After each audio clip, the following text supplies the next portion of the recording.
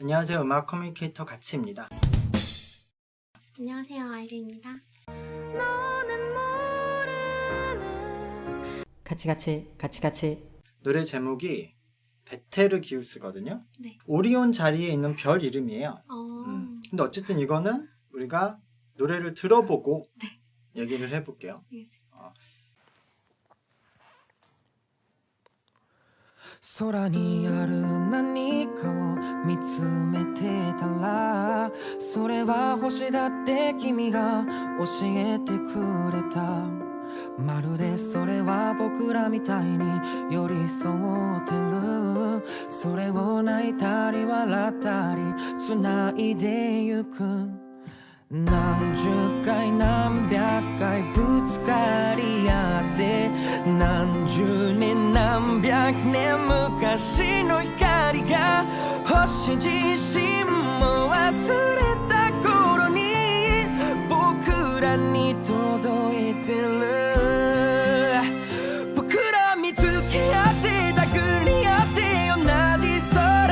輝くのだって二人だって約束した遥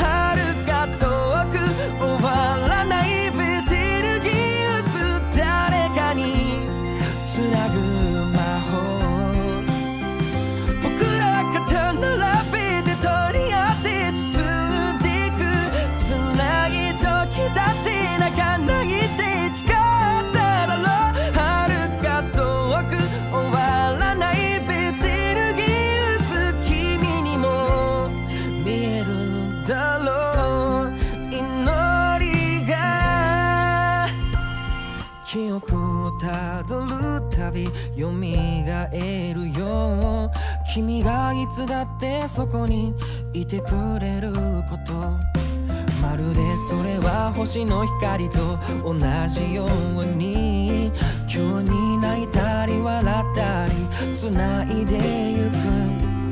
何十回何百回ぶつかり合って何十年何百年昔の光が僕自身も忘れた頃に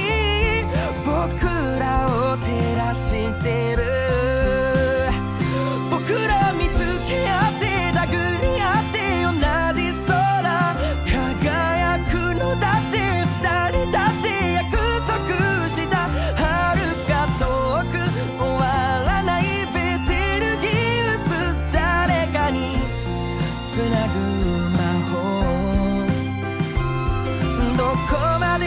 いつまで生きられるか君が不安になるたびに強がるんだ大丈夫僕が横にいるよ見えない線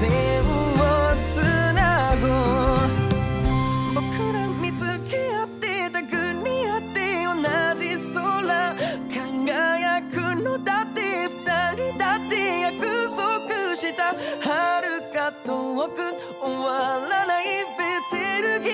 ス誰かにつなぐ魔法僕ら肩並べて取り合って進んでく辛い時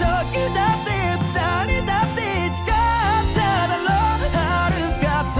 く終わらないベテルギウス君にも見えるだろう祈りが空にある何かを見つめてたらそれは星だって君が教えてくれた 2020년부터 2021년 이제 최고의 가수라고 생각하는데 유리가 올해 홍백에 전 첫 출연을 당연히 할 줄 알았는데 어쨌든 지금 발표에는 없어요. 그래서 좀 개인적으로는 약간 의문인데 어쨌든 그 여러 곡을 연달아 지금 히트시키고 근데 저는 요번에 이 노래를 듣고 이 노래를 내가 가장 좋아할 것 같다라는 생각이 들었는데 그거는 순전히 이제 이 노래의 내용 때문이거든요.